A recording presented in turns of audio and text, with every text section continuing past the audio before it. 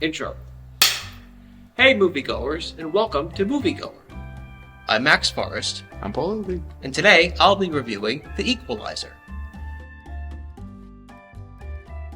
So, The Equalizer. Let's read the internet synopsis. Robert McCall, played by Denzel Washington, a man of mysterious origin who believes he has put the past behind him, dedicates himself to creating a quiet new life. However, when he meets Terry, played by Chloe Grace Moretz, a teenager who has been manhandled by violent Russian mobsters, he simply cannot walk away. With his formidable skills, McCall comes out of his self-imposed retirement and emerges as an avenging angel, ready to take down anyone who brutalizes the helpless. Let's roll the trailer. Because I can keep going. Brick by brick, body by body. What do you see when you look at me? What do you see when you look at me? It's too late to start over. So, without further ado, my loves, likes, and dislikes of The Equalizer.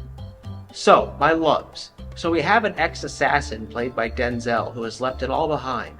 I liked seeing him be a regular Joe working at a Home Depot type store.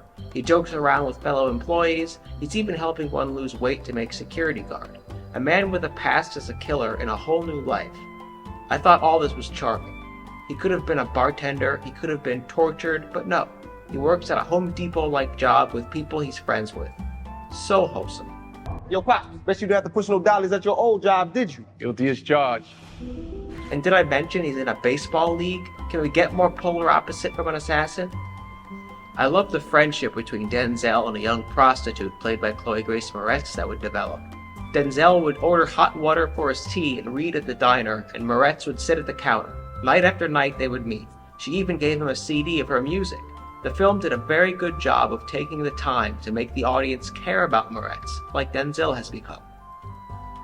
So, my likes. When Moretz is put in the ER by one of her pimps, Denzel goes searching for the scumbags, and the film does a good job of making the audience want bloody justice too, because we've taken the time to care about Moretz. Denzel meets with a mafia leader surrounded by henchmen. The action, wow, just brutal. We're not in Home Depot anymore. The filmmakers created one hell of a beatdown. This massacre would get the attention of the higher-ups. Some really dangerous people would come after Denzel. If you're an action buff, this film is essential viewing. I like the break we took from the action with Bill Pullman and Melissa Leo, who live in this large, beautiful estate. They have a nice dinner, but really, Denzel came to get information about the mafia from Melissa Leo. The film needed this slowdown before we jump right back into the punchy, shooty. One last love. The movie is crafted in such a way that we really care about Denzel. We really care about Moretz. We want to see Moretz live her best life as a young woman. And we want to see Denzel live his best life. That's just a talented writer. So, my dislikes? Honestly, the film was a little too brutal for my taste. Also, it was too long. So that's it, hardly anything. My verdict? Denzel and Moretz give fantastic performances. We care about our leads. The action is fucking dope. I give The Equalizer a solid 3.5 out of 5. Equalizer. The Equalizer. Yes. Great movie. I like this movie a lot. Oh, you thought it was great? Yeah. I thought it was good. Good? Yeah.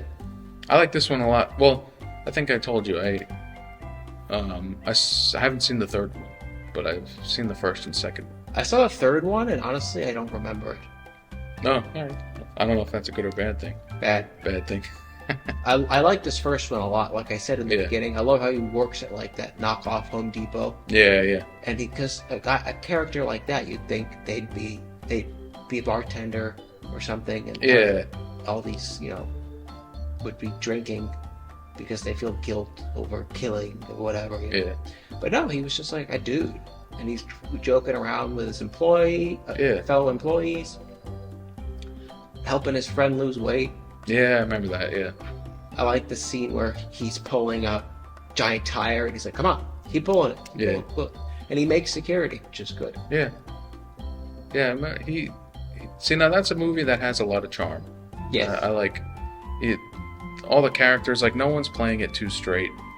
And it's like, when it does, the gravity of some of those scenes, like, really hits. Like, was it the first movie where he's talking to the mob boss or whatever. He's sitting down at his desk, and he's just like they're just like threatening each other back and forth.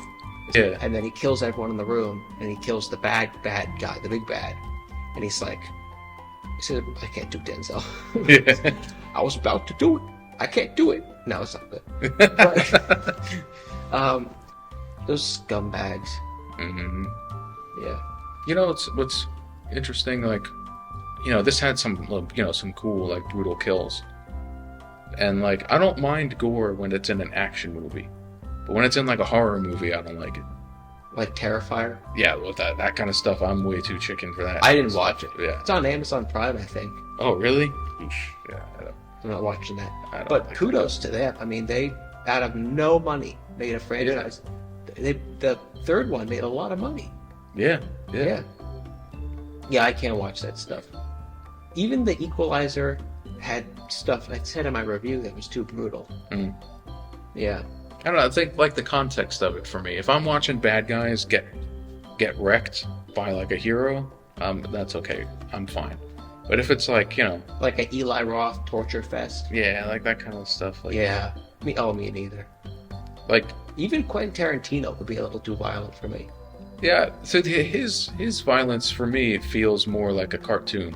Yes, it does. You know, like, that whole last bit in Django Unchained where it's just blood just spraying all over the place. I like when he shoots the lady and just out Yeah. the room. What was that? Yeah, I know. It's just like, to me, that's kind of like funny, you know, like Yeah. slapstick kind of. I was just thinking about that the other day. Violence. He was like, Django, you motherfucker. Yeah. The house blows up. Outro. Thanks for watching, everybody. And please subscribe, like, comment, and share. Also, support us on Patreon. Thanks. Thanks for watching.